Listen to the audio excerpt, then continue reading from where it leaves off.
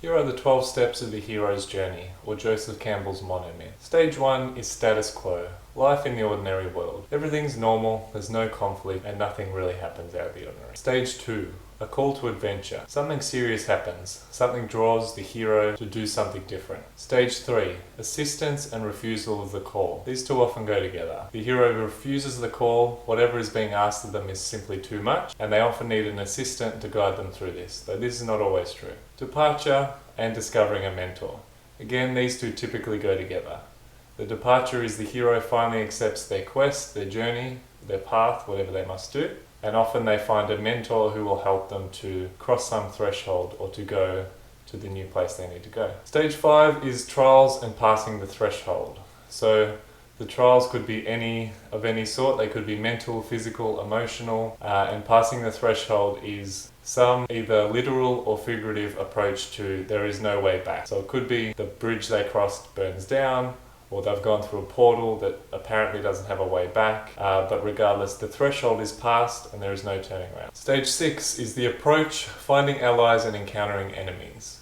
So the approach is they cannot turn back, but they are approaching their final fight or their final quest or whatever they're after, and at this point they are in the middle ground working out who is on their side and who is not on their side, who can be trusted and who cannot. Stage 7, this is the crisis, the tests and the challenges. So something goes wrong, everything was going smoothly, the tests had been successfully passed, but now there is a crisis and a true challenge, usually involving life and death, takes place. Stage 8, they enter the innermost cave and collect or learn the treasure. So this means they enter into a new area, typically it's darker, or lit differently to the previous places, and at this point they learn what they will need to know to defeat their ultimate bad guy.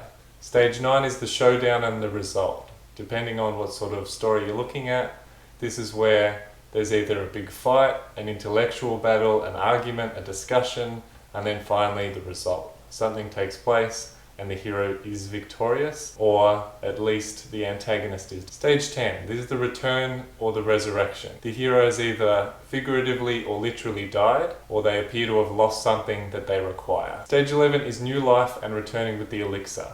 So after having literally or figuratively died in the previous stage, now they are reborn. And at this point they may have, either by surviving automatically, or by stealing or claiming something, they have the elixir, which is something that will help them in their journey going forward. Stage 12 is the resolution. This is the ending.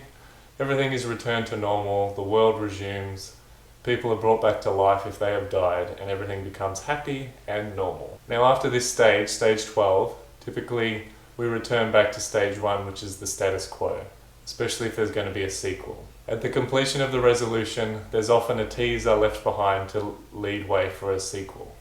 And then the cycle will begin again, starting at stage 1 with the status quo, the hero being in their normal world, in their normal place, in their home. Everything returns to normal before the quest begins again.